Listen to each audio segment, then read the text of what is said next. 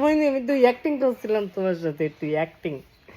তুমি কি করো না একটু, ঘুমা ঘুমা, একদম দুপুর, এখন দুপুর এসে ঘুমা, দেখছো না ঘুমাই